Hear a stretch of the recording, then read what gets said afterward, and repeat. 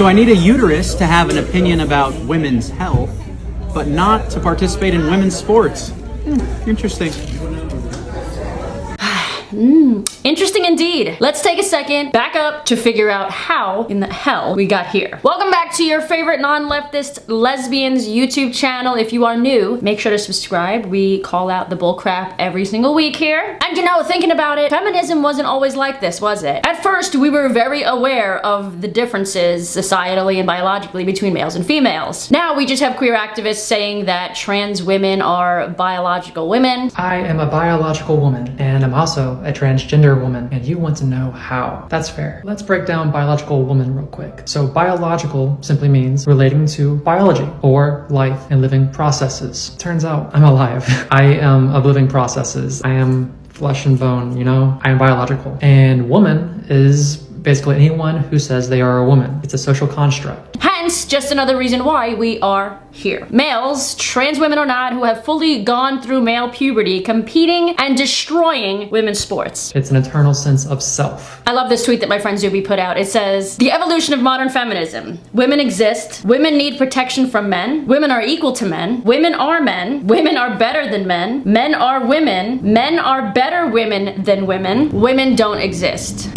If that ain't the truth. I mean, what are women anyway? There have been a ton, I'm looking at them on the screen, a ton of new reports on the actual advantages of trans women in sports as of late. Trans women that have gone through male puberty. This report that I'm about to read is about how lowering testosterone isn't enough to let trans women compete against biological women. The published study says, transgender women in the female category of sport, perspectives on testosterone suppression and performance advantage. Here we report the current evidence that shows the biological advantage, most notably in terms of muscle mass and strength conferred by male puberty and thus enjoyed by most transgender women, is only minimally reduced when testosterone is suppressed as per current sporting guidelines for trans athletes. Here's another one coming out of the University of Manchester in the UK. All the links to these studies are in the description below, by the way. Studies examining the effects of testosterone suppression on muscle mass and strength in transgender women consistently show very modest changes, where the loss of lean body mass, muscle area, and strength typically amounts to approximately only 5% after 12 months of treatment. Thus, the muscular advantage enjoyed by transgender women is only minimally reduced when testosterone is suppressed. And even though we have multiple studies now that show that trans women, even though they have been on testosterone blockers and estrogen for quite some time, still have a significant advantage, we still have queer activists out there saying crap like this. On this episode of Queer Sports,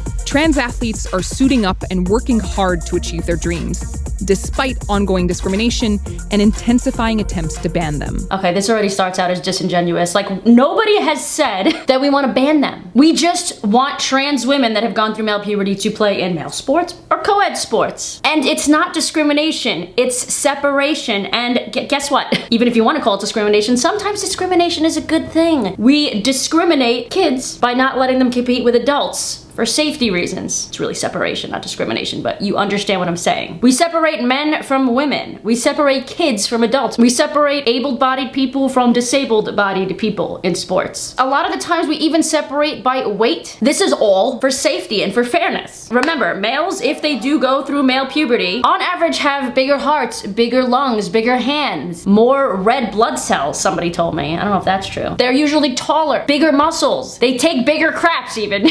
Unless you're somebody like me who has like massive poops every once in a while because my digestive system is still not perfectly on track after all the anxiousness I've been through the last 10 years. But nonetheless, I am working on that now thanks to today's sponsor, Colon Broom. Colon Broom is a high fiber dietary supplement that uses the highest quality of ingredients to support your gut and microbiome health. The main component is psyllium husk, which is scientifically proven to treat intestinal problems, help constipation, diarrhea, blood pressure, and weight loss. And with all the crap that we ingest today, with all the preservatives, all of the toxic chemicals that we're ingesting, we all need something like this, to be honest. I'm gonna explain to you how it works. Colon Broom activates good fiber. The fiber, when it goes into your body, then absorbs the water, expands beyond its original size in our digestive tract. It catches all the unwanted materials that your body does not need, and the fiber is actually gel structured, which activates gut movement and removes and helps pull out all the waste. In the large intestines, dietary fiber like Colon Broom acts acts as a sponge. It helps soften the stool and removes the waste from the body quickly and efficiently. They have helped thousands of people, and there are actually great reviews on their site. And right now they are doing a 65% off the first 6 months with an extra 10% off if you use the code SCARCELLA at checkout. So click the link in the description below if you support good poops,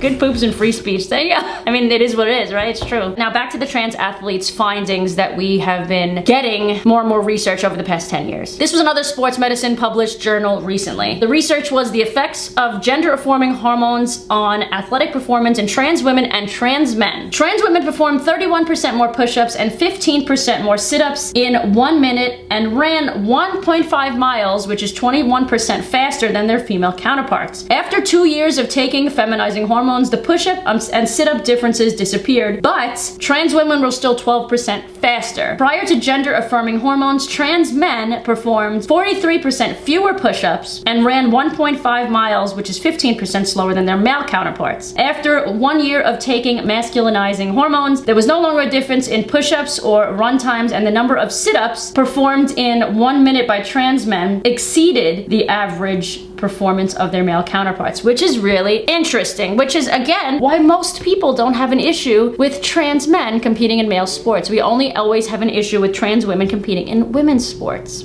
I'm honestly so sick of the claim that trans activists constantly make, or just queer activists in general, saying that because we don't want them to play in women's sports that we're trying to wipe out trans people. What? The Guinness Book of World Records last week tweeted out a video of the first ever openly transgender woman referee in soccer or football. You know, refereeing, you just forget about everything. And football's great for your mental health and your physical health. Although I have to say, it probably delayed my transition. If I have to find one negative. Aaron, Lucy, nice to meet you. Plot twist, I don't care. I don't think anybody cares, honestly, because it's not affecting anyone. Not negatively, anyway. This trans woman is not powering through women. She's not demanding that she play against women in sports, especially in a sport like rugby, football, American football anyway, not soccer. Well, I guess soccer is pretty tough too. This trans woman is simply living their life, showing her love for the sport. But again, I don't care. All I care is that the males, trans women that have gone through male puberty, do not have a significant advantage in sports. And they do. My friend Zach explained this perfectly in this video. I have it linked below for you guys as well. Definitely worth a watch. How does testosterone suppression affect biological differences, and therefore the performance advantages? To answer this, we present 11 long-term studies of muscle and strength changes in adult transgender women undergoing testosterone suppression.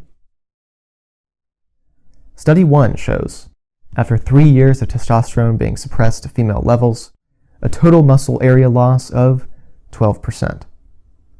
This was the first study to measure changes in muscle size, and no study since has seen the same amount of change. This loss of 12% is as high as it gets.